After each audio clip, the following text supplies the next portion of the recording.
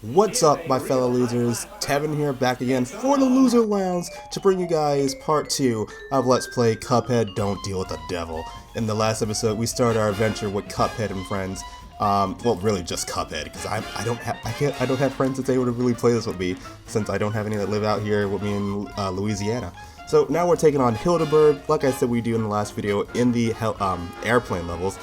So some bosses require us to actually fight do an airplane and actually just like defeat them. I lost my train of thought. Oh, there we go. Now I remember what I was about to say. So you might notice this one's a little bit differently set up how the bosses normally are. How you mostly hear music playing in the background. There was a lot of chatter going through on this part, especially some things that they probably don't want mentioned right now. So that's why I decided to cut it out and put the actual boss theme in the background for this one, so you guys can actually hear, you know, what we would hear, minus the whole sound effects. So you get to hear, I believe it's called the it's something. I feel bad that I don't even remember what it's called now at this point. I'll put a note somewhere on this video so you guys can see it to know what it's actually called. But there's a whole soundtrack for Cuphead out there that lists out all the bosses and their themes, which I really highly recommend you guys actually check out. Because this is just one of them, and this isn't even like one of the best ones they have, but yet it's still a banger, and it's really cool. So we're actually at the very last part of Hildeberg's boss fight, to where she transforms into the moon. Her all the forms consists of her transforming into various constellations, being Gemini, Taurus, and Sagittarius, which is mine, particularly, so I kinda really like that. So when you get the crescent moon, that's when you know she's just about done, and she's just about to bite the big one. So let's just go ahead, and we got one more hit point left. Go ahead and finish her off, and collect that soul contract. Right in time too, because I guess got hit right at the very end. Nice, son. Exactly, cat. Nice. So like I said before, you'll hear some of the losers here and there in the background just because their audio was recorded when I was recording.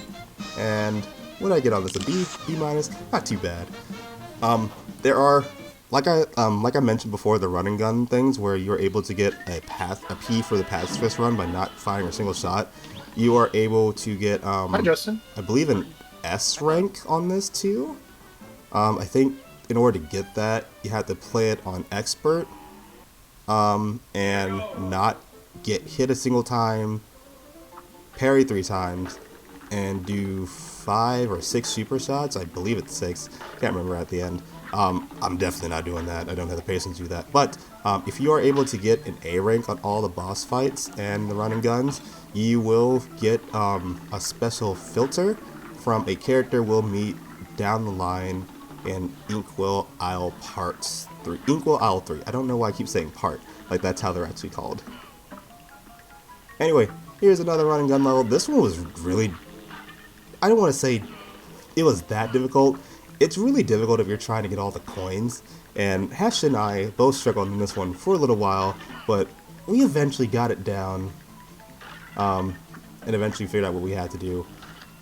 So when we were actually doing this, Hash, like, he had the game first, so he was playing it like maybe like a day or two before we did, and I quickly caught up to him. Not to brag, but it wasn't that hard. It was difficult, don't get me wrong, but you know, we got this. Whenever it comes to me and Hash playing games, I always just want to do slightly better than him. It's just a natural thing for me to want to do, and I feel like I can say this for like a lot of people. When Hash talks a lot of smack, we like to prove him wrong. And so, this is what really provoked me to actually like play this game and like, you know, want to one-up him. Like one tends to do with their friends who talk a lot of smack. So, even though we did beat it before him, I'm still like watching him play through it and trying to like get through everything, give him some little helpful tidbits of what I did to get through here. And as he's seeing this video at some point, he's really going to know how to beat the game and will hopefully get on my level. So here is the last part of this particular run and gun. We have to take care of this, I want to say like a wasp looking thing. No, wasp, dragonfly, it's some type of insect. It gets really weird, and we have to utilize these mosquito platforms in order to get through there, but every time you land on one, like a little fireball comes up and destroy them. But it wasn't anything we couldn't handle as we move on to the next boss fight on our journey. Let's see, what grade did I get on this one? I feel like it was like a B or something. Because it also takes time into consideration. Oh, never mind, it doesn't. Oh wait, no, this is a run and gun, so it wouldn't count supers in this one user. It just count the number of gold coins you grabbed. I don't know what really contributes to the skill level rating, but I don't know why I always tend to get 2 stars. I really would like to know what that is. If you actually come down behind this character, there's actually a gold coin behind him. I don't recall if I got that on screen or if I did it off, but it's just to let you know, you're able to squeeze into like a little gap there and collect that coin. And that's true for a lot of areas in this game. There will be like little nooks and crannies that you wouldn't really notice that you can go through. And you'll be able to actually go through it and either find a shortcut, character that is missing, or, what's the other thing? Or, coins. And for the most part, I think I do show you guys a majority of them, if not all of them. So now we're facing KG Carnation. This weird little flower that does like the jazz hand things. I really like when he does that attack that sends it and he goes like, oh yeah? It's just so funny. As you can see, when he starts like extruding his head out, he's going to like telegraph it to either if he's going to be low or high, and you just gotta make sure you avoid it in time so you can avoid getting hit. And really, these acorns, those are what they're called. That acorn size is really annoying, because I want to make sure that I've dashed in the right spot. As you can see now, I have equipped the grenade dash, so that way when I do dash and I leave in like a puff of smoke, I am invincible during the time that I am invisible, so I can't get hit by anything and I can avoid unnecessary damage or anything coming through me. So that's like the best dash to me, in my opinion, to have when going through these levels, just because you're invisible and you're invincible and can't get hurt by it. Of course, you do reappear and you will at some point become tangible again to get hit, so just make sure you utilize your dash well. And with these little pollen balls he shoots out, you can obviously parry the pink ones, but if you were to get hit by the white ones, it makes this whole psychedelic effect like you're on some strong hallucinogenic. So avoid getting hit by that if you can, and avoid the vines that appear on the platforms so they won't like just straight up shove you up in the air, But not too bad, not too bad.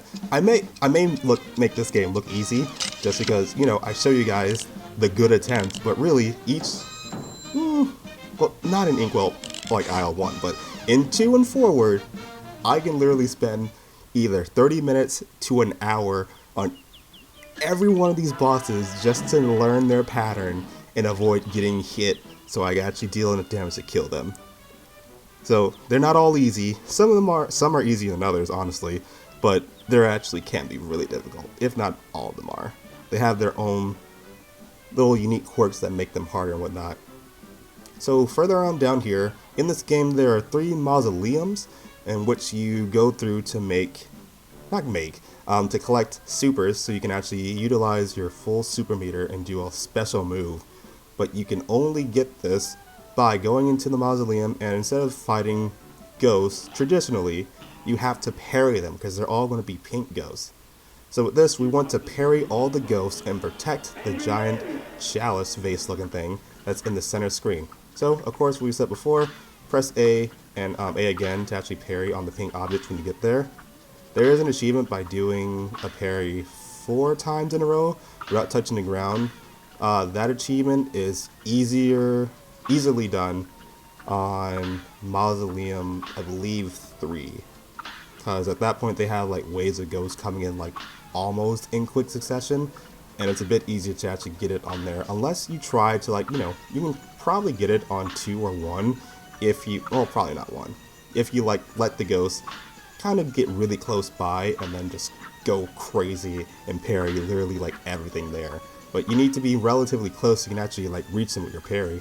So that's why whenever one shows up, I tend to get rid of them there, just so I'm not worried about having to, sprint all the way back over to the center to protect the vase before it gets attacked. And by saving and by beating all the ghosts here and protect the chalice, she will reward you with a super for you to use. And like I said, there's only 3 in the game, so we've done one now, and honestly, 1 is probably the most useful. I don't like Super 3 because that one's a bit more difficult to use just because you have to utilize it while you're still moving at the same time. The first super pretty much shoots a giant laser blast out of your head, and you know you're invincible while you're doing it, but it does decent damage. The second one makes you invincible. That one is useful if you're trying to do the pacifist run and gun. And also, I really only used that super when it came to having to fight the final boss of this game, because there was a certain section on there where I think like it's really difficult to avoid it, and I didn't want to get hit, so it's like, alright, I'll save it until this part, and then when it's coming down, pop it, and then boom, I'm safe. Just keep on frying our way and finish them off. So really, 1 is my go-to, 2 I use only that one time, and 3 I do not like using it at all. It is awful. In my opinion, if you guys like it, go. Whatever works for you, honestly, is how you go about getting through this game. There's no one set way to get through everything. There are definitely ways that makes it easier, and there are ways that make it harder. I prefer which works best for me that I utilize in order to get through this. So the next boss we're going against is Ruby and Croaks, which are kind of references to Ryu and Ken from Street Fighter. I've watched a lot of videos like with various references in this game, so that's why I know about this, and you can kind of figure it out for yourself if you're a Street Fighter fan by seeing the way that the Frog Brothers are dressed and the way they attack you. Another annoying move they do is that little firefly move. Mostly you have to stand still and shoot them so they don't, like, you know, come closer to you slowly, inching by inch, to get there. And as well, I really don't even remember which one's actually Ruby and which one's Croaks. That's the main thing. Oh, I didn't mean to jump right into that one. That was awful. But yeah, that's one of their moves. Another one, as you saw before, is the hurricane of shots. The little, like, Hadokens that he used. That's another reference. As he's shooting them out. And this little... I don't want to call it a sonic boom, because it doesn't really look like it. That's what I would call it. And then, like, one of them transforms into a freaking fan to, like, push you into it. And then this last one, this lets you know when you're almost done, because they roll into this giant casino machine, slot machine, to actually attack you. And the only way to actually, like, deal damage to them is to parry that hand when it comes down. However, I would wait until the 3rd coin passes to actually do that. And as you shoot the slot machine, it sends out various attacks for you to maneuver and get through. When it has the tiger one, it sends out these bouncing balls over these spike tops that you have to jump over as the ball is in between it at the highest point, so you can avoid getting hit. The second one, I believe, the grasshopper one, so this one, it does come out really fast while they're on the ground. For this one, I recommend jumping over one as you get through it, because if you try to jump and land on each individual one, you're eventually going to get hit. So it's better to just jump over one to reach the next platform. The third one is the Raging Bull one, and with that one, it sends out a little fire sphere in whatever direction the flame is pointing towards. So you want to check to see where it is and get out of the way before you get hit. All while you're attacking the big slot machine so you don't die. And as we're going through this, I know we're going through it pretty quickly. This game, it's not that long. Each boss literally takes between a minute to like 3 to really get through successfully. It's really what takes this game so long is all the little extra stuff and the build up towards them to actually get your skills on the level to defeat them all and get through the level as effectively and safely as you can. Otherwise, on speedruns, I see people beat this game in like probably less than an hour just because they're really good at it, and I could never get there. But I digress. Now that we defeated everyone on Inkwell Isle 1, we can enter the Die House, where King Dice is waiting for us, and he will let us go to the next area as long as we have the soul contracts in hand. He also has this cool little theme song playing in the background, let's listen to.